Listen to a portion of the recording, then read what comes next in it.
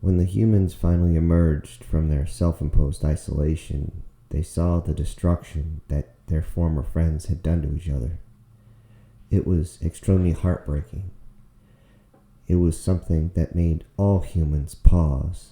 The level of destruction brought on to the universe at large by so many different species trying to tear each other apart to achieve dominance was staggering. What was even worse is that every human had lost an associate, a friend, and even some they considered family. This gave the humans pause as they looked out and cried at the loss of their friends. What they did not know is that almost on the opposite side of the known universe, there was another few species fighting for dominance. However, they decided to merge together into 5 different species coalition, and they began to take over the areas that had been ravaged by this 281-year war. They did not stop as they began to take planet after planet after planet. Each of these planets were just overrun. They didn't stop. They didn't wait for any type of surrender. They simply went in with their weapons and their ships, and they took over the beaten forces, forced them out, made them run like scared little rabbits into the night as they began to just take these resource-rich areas. This coalition would simply go in, take the planet, force the population to be slaves, and then move on to the next, stealing any resources they could, whether it be food, medicine, or anything else it was. They would force the inhabitants to work themselves to the bone and eventually to death. It would be over a decade before word finally reached the other side, where the humans were busy rebuilding. The humans had reached out to their friends and just simply asked, "Are you done yet?" When they responded that they were done with their war, it was over. The humans gladly came in with massive amounts of resources and personnel to come and heal not only the planet, but the people themselves. They helped rebuild infrastructure and got utilities back online. They began to create the commerce. They built extra jump gates so that everybody could go from planet to planet to get what they required. Commerce helped to build things up even faster. The humans reached out with a hand that was of nothing but peace and kindness. They wanted to help their friends, and this was the first time those they helped truly understood that a friend of a human is a friend you cannot forget. They'll always be there. It was near this point that the coalition had realized that humans were rebuilding everything. They could not let this happen. It would slow the coalition down. The coalition may have a lot of ships, but they weren't exactly the strongest group out there. They had hid themselves away because they did not want to be in the fighting, but they were more than willing to come in and take the remnants of what was left.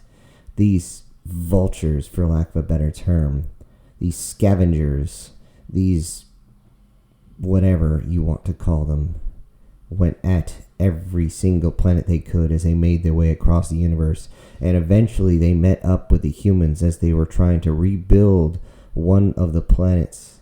This planet called Crankta 6 was a simple agrarian world. Though it had bombarded from space, most of it was still intact.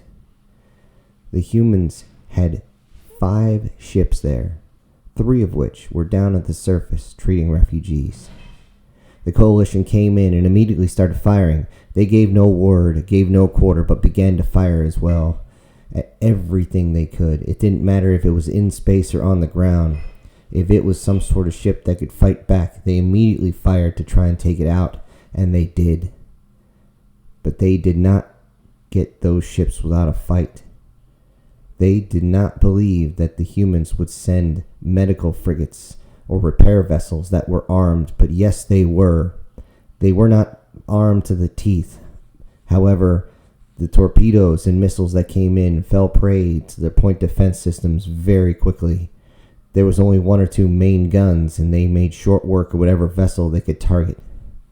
But there was just too many, and the humans were eventually overwhelmed.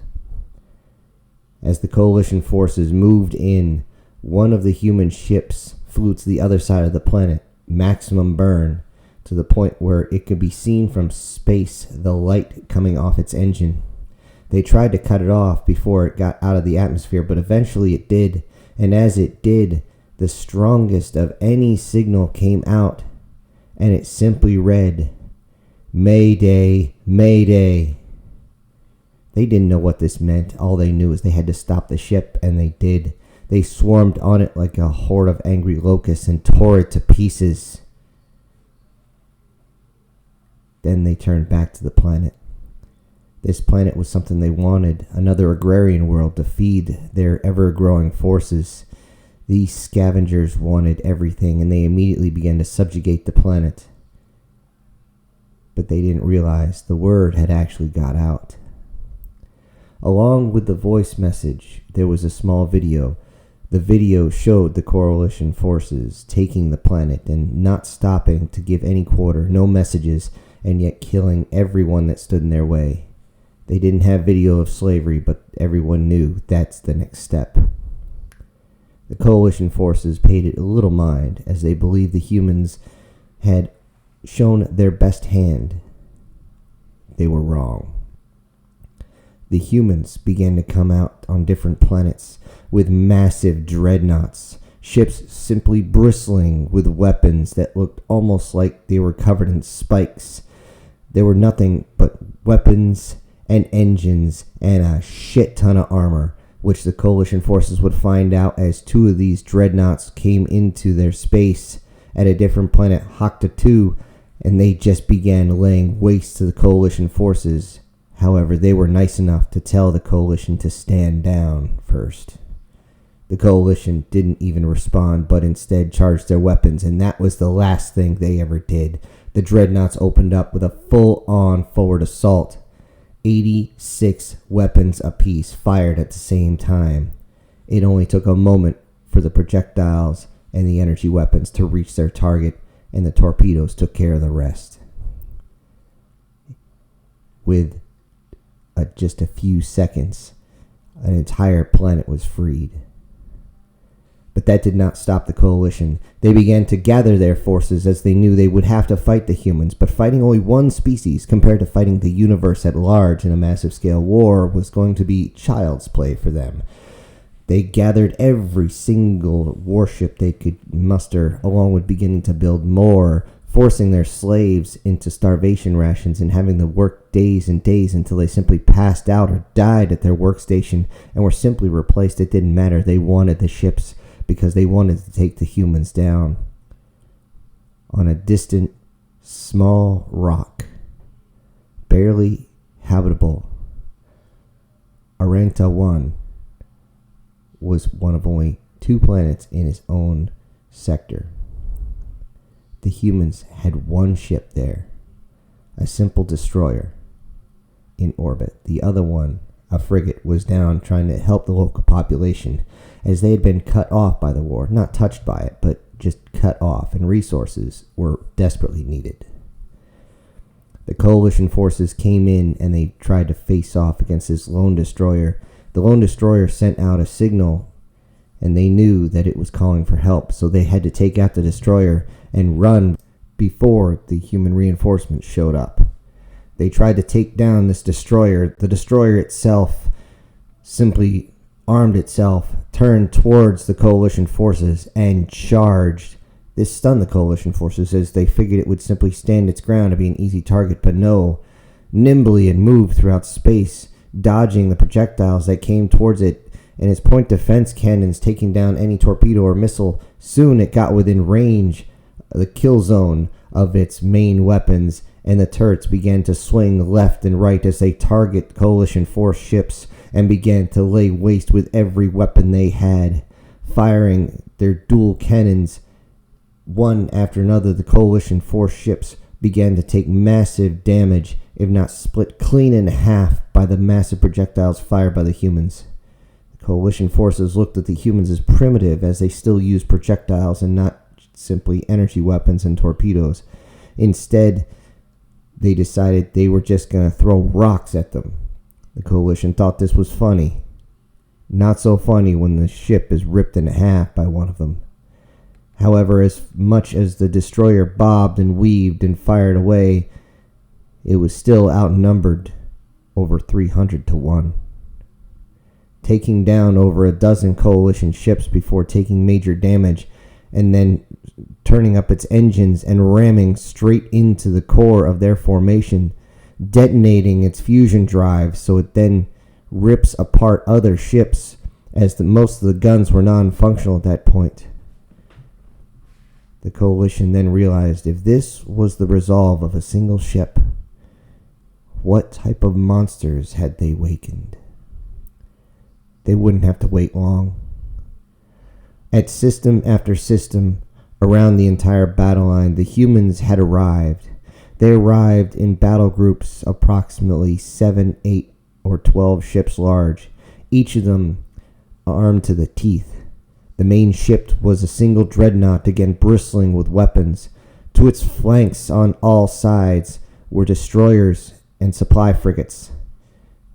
They had come and brought a lot of fun to the party. And one of the human captains, as he jumped in and saw a large force of coalition ships, approximately 180, who had turned and came at him, he simply got on the comms and said, "It's party time. Everybody dance." And the sky began to burn as projectiles, energy weapons, torpedoes, missiles, point defense cannons, and everything else began to light up. The entire sky became a debris field as the human ships began to tear their way through.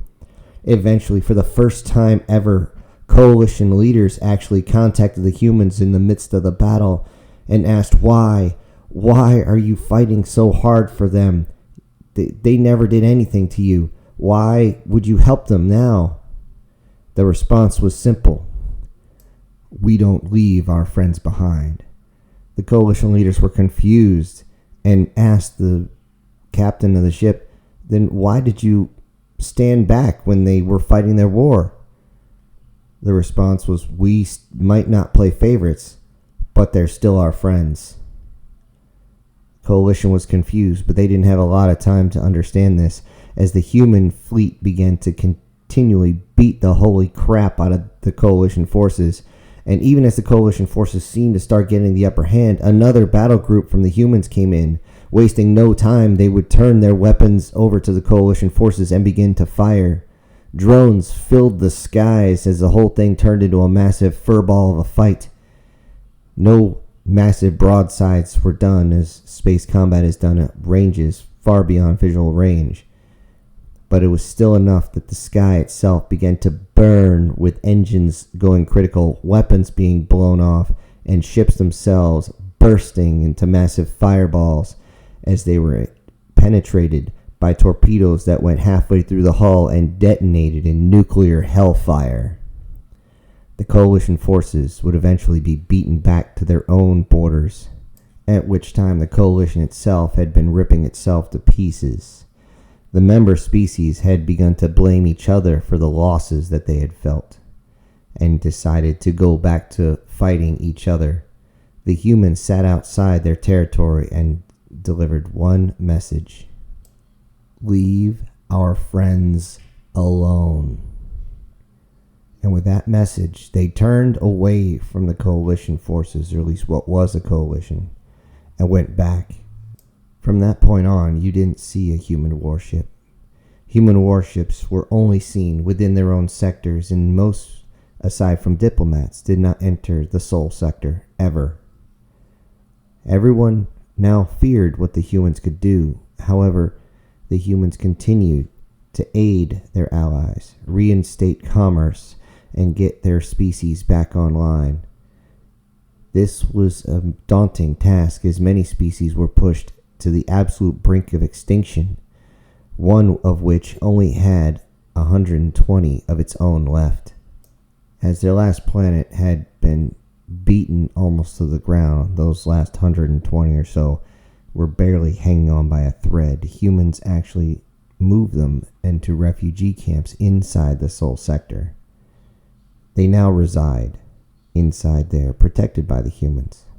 Many species now look upon them with a little bit of jealousy, as everyone realizes that the humans were truly their friends. Humans truly cared, and the reason they had pulled back is because they did not want to unleash their military on their friends. Would you want to kill your own friend, someone you actually care about, because two of your friends are fighting each other but not you? It suddenly made sense, and it was true. Humans are the best friends any of us could ever hope to have.